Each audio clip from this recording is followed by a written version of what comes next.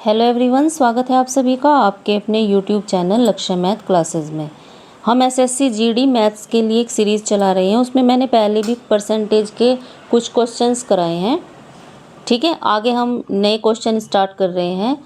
जैसे कि आपके एग्ज़ाम हो रहे हैं उनके पैटर्न को एनालाइज करके ही ये क्वेश्चन बनाए गए हैं। ठीक है, तो आपके लिए ये क्वेश्चन बहुत इंपॉर्टेंट हो जाते हैं, तो आप इस वीडियो को ज़रूर देख लेना। और इससे जो पहली वाली वीडियो है एसएससी जीडी मैथ्स की, उसको भी आप देख लेना, वो भी आपको लक्ष्य मैथ क्लासेस यूट्यूब चैनल पर मिल जाएगी। ठीक है, चलिए तो हम स्टार्ट करते हैं। हमारा आज का पहला प्रश्न है, इनमें से सबसे छोटी भिन्न कौन सी है? 5/6, 7/8, 11/12 या 3/10। तो हम इनको क्या करेंगे, सिंपली क्या कर देंगे, डिवाइड कर देंगे। ठीक है, तो 5 को जब हम 6 से डिवाइड करेंगे तो 0 लगा के हम क्या कर लेंगे, पॉइंट लगा लेंगे। ठीक है, और कितना हो जाएगा ये, 6×8 = 48, यानी 8 बार चल जाएगी ये हो गया इसका। ऐसे ही यहाँ क्या करेंगे, हम 0 लगा के हमने पॉइंट लगा लिया, तो ये हो गया 70। 8 से जब 70 को डिवाइड करेंगे तो कितना हो जाएगा, 8×8 = 64, उससे आगे नहीं चलेगा। इसी तरीके से यहाँ भी हम पॉइंट लगा के 0 लगा लिया, 110 हो गए, और ये हो जाएगा 12 का जब हम टेबल चलाएंगे तो ये 9 बार कट हो जाएगा। ठीक है, क्योंकि 12.120 ज़्यादा हो जाएंगे। इसी तरीके से यहाँ करेंगे, पॉइंट लगा के 0 लगा ली, 30 हो गए, 10×3 = 30। ठीक है, इस प्रकार हमारे पास नंबर आ गए 0.8, ये भी 0.8, ये आ गया हमारा 0.9, और ये आ गया हमारा 0.3। ठीक है, तो आपको दिखाई दे रहा है ये बड़ी आसानी से कि हमारा सबसे छोटा नंबर कौन सा है, 0.3, यानी 3/10 हमारा 3/10 हमारा सबसे छोटी क्या है, भिन्न है। यही हमारा क्या हुआ, आंसर हुआ। ठीक है, ऑप्शन नंबर डी, 3/10 हमारी सबसे छोटी भिन्न है, यही इसका आंसर है। ठीक है, समझ में आया आपको, ऑप्शन नंबर डी आपका राइट आंसर है। चलिए अगला प्रश्न देख लेते हैं। हमारा अगला प्रश्न है, यदि 52,000 रुपये को 3 वर्षों के लिए 10% वार्षिक चक्रवृद्धि ब्याज, ये चक्रवृद्धि है, ठीक है, चक्रवृद्धि ब्याज की दर से निवेश किया गया तो ब्याज ज्ञात कीजिए। ठीक है, ब्याज निकालना है, तो पैसे कितने हैं हमारे, 52,000। 52,000 है तो 3 वर्षों का निकाल लेंगे हम, तो 5200 पहले वर्ष का हो गया, 52,000 का 10% कितना हो गया भाई, 52,000 का 10% कितना हो गया, दोनों जीरो से दोनों जीरो कट हो गई, ये हो गया आपका 5200 रुपये। 52,000 का 10% हो गया 5200 रुपये। तो ये देखिए यहाँ तीनों साल का कितना हो गया, पहले साल का हो गया ये 5200 रुपये। ठीक है, चक्रवृद्धि ब्याज है तो ब्याज पर भी ब्याज लगेगा। अगला कितना हो गया ये, 520। ठीक है, क्योंकि 5200 का 10% कितना हो गया, 520।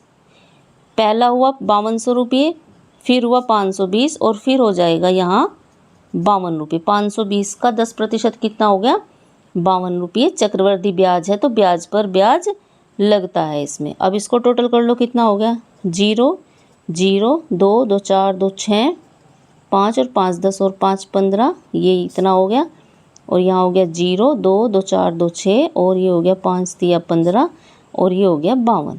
ठीक है, अब इन सब को जब टोटल करेंगे तो कितना हो जाएगा, देखिए यहाँ पर इनको भी इसके साथ टोटल कर लेंगे, ये हो गया आपका 1560, और ये हो गया 52। तो 2 6 और 5 11 का 1 का हासिल लग गया 1, 6 और 5 11 और 1 12 हासिल 1, 5 और 1 6 और 1 7, और ये हो गया 1। ठीक है, यानी टोटल हमारा ब्याज कितना हुआ, 17,212। कितना हुआ, 17,212। ठीक है, 17,212, ऑप्शन नंबर सी क्या है हमारा राइट आंसर है। ठीक है, हमसे पूछा है चक्रवृद्धि ब्याज, तो ब्याज पर ब्याज लगता है चक्रवृद्धि, और 3 साल का है तो हमने क्या किया, 3 साल का निकाल लिया। ठीक है, पहले साल 5200, फिर 520, और फिर 52। इस तरीके से हमने सबको क्या किया, टोटल कर दिया पूरा ब्याज, तो ये आ गया हमारा 17,212 रुपये।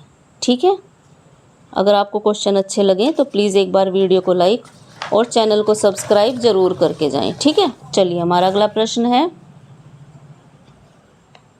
देखिए ये हमारा अगला प्रश्न है, ए बी से 20% अधिक कुशल है। ठीक है, यानी जो ए है वो 20% अधिक काम करता है। यदि बी अकेले किसी कार्य को 42 दिनों में पूरा कर सकता है तो ए अकेले उसी काम को कितने दिन में करेगा। ठीक है, और ए क्या है, बी से अधिक कुशल है। चलो देखिए, अब देखिए कार्य का अनुपात देख लेते हैं इनका। ये हो गया ए और बी। क्वेश्चन में दिया है कि ए बी से 20% अधिक कुशल है, यानी अगर बी 100 है तो ए कितना हो गया, 120। भाई ये 20% अधिक है इससे, तो ये हो गया 120। इसको सिंपलेस्ट फॉर्म में कर लेंगे तो हम कितना हो जाएगा, ये इसको काट दो, 0 से 0 कट गई, 2 पंजे 10, 2 छिक 12, तो इसका अनुपात आ गया 6:5। ठीक है, कितना आ गया, 6:5। अब हमें निकालना क्या है कि कितने दिनों में पूरा कर लेगा, यानी हमें निकालना है यहाँ समय। तो समय निकालने के लिए क्या करेंगे, किसके कंपैरेटिव निकालना है हमें, बी के। ठीक है, तो ये हो जाएगा आपका 5 गुना, दोनों मिलके करेंगे 42 में, और नीचे आ जाएगा 6, 6 सते 42 और 7 पंजे 35। ठीक है, यानी 35 दिन में जो है वो क्या कर लेगा, बी कंप्लीट कर लेगा काम को। ठीक है, आ गया समझ में आपको, क्वेश्चन कैसा लगा। चलिए अगला प्रश्न देख लेते हैं। एक वस्तु 15% और 5% की 2 क्रमागत छूटों के बाद 1938 रुपये में बेची जाती है। ठीक है, वस्तु का वास्तविक मूल्य कितना है, 15% और 5%। ठीक है, तो जब वो 15% की छूट पर बेची गई तो उसका मूल्य कितना हो गया, 85%। ठीक है भाई, 100 में से 15 माइनस कर दिए तो 85, टोटल 100% होता है। और जब 5% की छूट पे बेची गई तो 100 में से हम 5 माइनस कर देंगे तो कितना हो गया, ये 95%। और बराबर किसके है, ये 1938 रुपये के। ठीक है, इतना तो आपको क्वेश्चन में दिया हुआ है। तो 85% का मतलब कितना हो गया, 85/100। 95 का मतलब कितना हो गया, प्रतिशत का मतलब 95/100, और बराबर किसके हो गया, ये 1938 के। ठीक है, अब डिवाइड कर दो इसको, 19 कम 19 0, 19 दूनी 38 और 19 पंजे 95। ठीक है, अब ये देखिए कितना आएगा यहाँ, ये 85 है यहाँ, ये हो जाएगा आपका 17 से काट लो, 17 छिक्का 102 और 17 पंजे 85। ठीक है, तो यहाँ 6 हो गया, यहाँ 5 और यहाँ 5, 5 पंजे कितने हो गया, 25। यहीं का यहीं काट लो इसको, 5 पंजे 25, 25 चौका 100। ठीक है, तो ये हो गया 100 और ये हो गया 4 और इधर हो गया 6। ठीक है, तो इनके आपस में क्या हो जाएगी, फिर मल्टीप्लाई हो जाएगी, क्योंकि ये भी नीचे हैं तो ऊपर जाकर क्या हो जाएगी, दूसरी साइड जाकर इनकी मल्टीप्लाई हो जाएगी। तो ये हो जाएगा आपका 6 गुना 4 गुना 100। ठीक है, तो कितना होगा, 6 चौक 24 और 24 की 100 में करेंगे तो 2400। ठीक है, तो 2400 रुपये क्या था, उसका वास्तविक मूल्य था। यही आपका क्या हुआ, आंसर हो गया। ठीक है, वस्तु का वास्तविक मूल्य कितना था, 2400 रुपये। ऑप्शन नंबर 1 क्या है आपका, राइट आंसर है।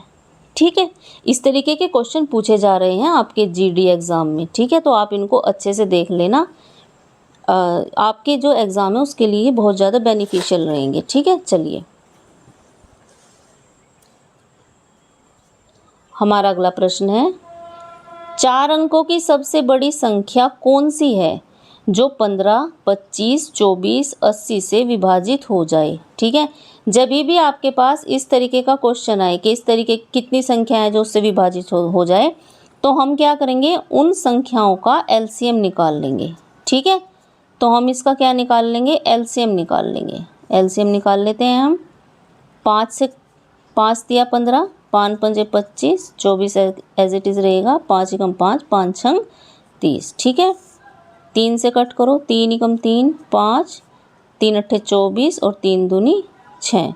ठीक है, फिर 2 से किया 1 5, 2 चौक 8, 1 और 4 1 5 1 1, ठीक है, और फिर हो गया ये 5 से। तो ये हमारा क्या आ गया, एलसीएम आ गया। एलसीएम कितना आ गया हमारा, देखते हैं चलिए। ये हो जाएगा 5 गुना 5 गुना 4 गुना 3 गुना 2, ठीक है। ये क्या आ गया हमारा, एलसीएम आ गया। अब इसके आपस में मल्टीप्लाई कर लो। 5 पंजे 25, 25 चौका 100, 100 की 3 में करेंगे 300, और 300 की फिर 2 में करेंगे तो कितना हो गया, 5 पंजे 25, 25 चौका 100 और 3 दूनी 6, ये हो गया आपका 600, ठीक है। कहीं गड़बड़ हो गई, देखिए यहाँ गलत हो गया। ये 3 से 16 नहीं कटेगा, तो ये ऐसे 16 एज इट इज आ जाएगा, ठीक है। अभी 2 से हम कट करेंगे तो 2 ही कम 2, 5, 2 चौक 8 और 2 अट्ठे 16, ठीक है। 4 से करेंगे फिर 1 5, 4 कम 4, 4 दूनी 8, ठीक है। फिर 5 से करेंगे और फिर 2 और हो गया, तो एक बार 2 और आ जाएगा ये, ठीक है। 1 1 1, अब 1 1 हो, तो यहाँ 1 2 की मल्टीप्लाई और होगी, ठीक है। छोटी सी मिस्टेक हो गई थी ये, कोई नहीं। चलिए, तो अगर हम इनके आपस में मल्टीप्लाई करेंगे तो 5 पंजे 25, 25 चौका 100, 100 की 3 में करेंगे 300 और 2 दूनी 4, 4 तिया हो गई 12, यानी 1200 हमारा क्या आ गया, ये इसका एलसीएम आ गया। लेकिन उन्होंने पूछा है 4 अंकों की बड़ी से बड़ी संख्या, बड़ी संख्या पूछी है, तो 4 अंकों की बड़ी संख्या 1200 तो नहीं है, नहीं है ना। क्या है 4 अंकों की बड़ी संख्या, 1 2 3 4, ये है आपकी 4 अंकों की बड़ी संख्या। तो जो हमारा एलसीएम आएगा, हम क्या कर देंगे, इसे उससे डिवाइड कर देंगे, 1200 से डिवाइड कर देंगे हम इसको, ठीक है। तो 1200 से जब हम डिवाइड करेंगे तो कितना आ जाएगा, 12 अट्ठे, 12 अट्ठे कितना होता है 96, तो ये हो गया 96 और 2 जीरो आ गई, और नीचे कितना बच गया हमारा 9 9 और 3, ये बच गया हमारा रिमाइंडर, ठीक है। ये हमारा बच गया रिमाइंडर। तो यानी 1200 से 8 बार ये कट गया अगर हम 399 को हटा दें। तो हमारा कितना आ गया, बड़ी संख्या कितनी आ गई हमारी, 96, 9600 क्या आ गई हमारी बड़ी संख्या आ गई, जो हमारा आंसर है, ठीक है। ऑप्शन नंबर बी 1296, 9600 हमारा क्या है, राइट आंसर है, ठीक है। क्या करना है इसमें एक बार और देख लेंगे। जितने भी नंबर दिए हुए हैं उनका हम क्या करेंगे, एलसीएम निकालेंगे। लेकिन उन्होंने कहा है कि बड़ी से बड़ी संख्या होनी चाहिए 4 अंकों की, लेकिन 1200 हमारा एलसीएम आया है, 1200 हमारी बड़ी संख्या नहीं है 4 अंकों की, बड़ी संख्या क्या है 9999, ठीक है। तो जो हमारा एलसीएम आया है उससे हम इसको डिवाइड कर देंगे, तो ये हो गया 9600। 399 को अगर हम छोड़ दें तो 9600 ये हमारा कट हो गया। तो जो बड़ी संख्या है वो कितनी है, वो 9600 है, ठीक है। चलिए अंतिम प्रश्न देख लेते हैं एक और। x का न्यूनतम मान क्या है जिसके लिए संख्या 712x 816 12 से विभाजित हो जाए, ठीक है। तो 12 से विभाजित संख्या कौन सी होगी, जो किससे हो जाएगी, जो 3 से विभाजित हो जाएगी और जो 4 से विभाजित हो जाएगी, ठीक है। यही तो 12 का रूल है ना विभाजित का, कि जो संख्या 3 से हो जाएगी, 4 से हो जाएगी, वो 12 से भी हो जाएगी, ठीक है। अब 4 से कौन कौन सी संख्या विभाजित होती हैं, जो लास्ट की 2 डिजिट 4 से विभाजित होंगी तो वो पूरी संख्या 4 से हो जाएगी। और 3 से कौन होंगी, जिनके संख्याओं का योग 3 से विभाजित हो जाए, वो पूरी संख्या 3 से विभाजित होगी, ठीक है। अब देखिए हमारे पास संख्या है 7 1 2 x 8 1 6। अब लास्ट में हमारे पास 16 है, इसका मतलब 4 से विभाजित तो ये हो जाएगी, 4 चौक 16। अब 3 से विभाजित होने से क्या मतलब है कि अगर 2 संख्याओं को प्लस करने के बाद वो नंबर 3 से विभाजित होगा तो संख्या 3 से विभाजित हो जाएगी, ठीक है।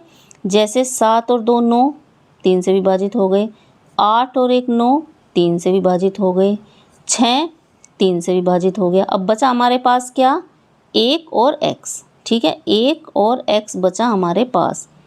तो x के साथ ऐसा कौन सा नंबर आएगा, छोटे से छोटा नंबर, जिसको हम 1 के साथ जोड़ दें और वो फिर 3 से कट जाए, क्योंकि उन्होंने कहा है न्यूनतम मान बताना है, यानी सबसे छोटा बताना है।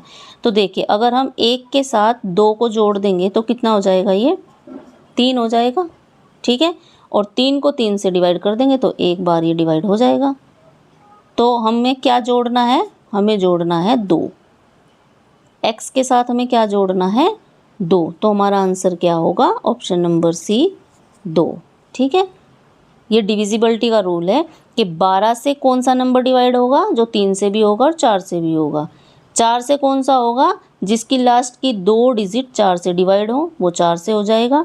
और 3 से कौन सा होगा, जिसको डिजिट्स का योग करने के बाद 3 से डिवाइड हो जाए, तो वो पूरी संख्या फिर क्या हो जाती है, 3 से डिवाइड हो जाती है, ठीक है। तो इस तरीके से हमने क्वेश्चन कर लिया। आई होप आज के क्वेश्चन आपको अच्छे लगे होंगे। अगर आपको क्वेश्चंस अच्छे लगे हों तो प्लीज़ वीडियो को लाइक और चैनल को सब्सक्राइब ज़रूर करें। धन्यवाद।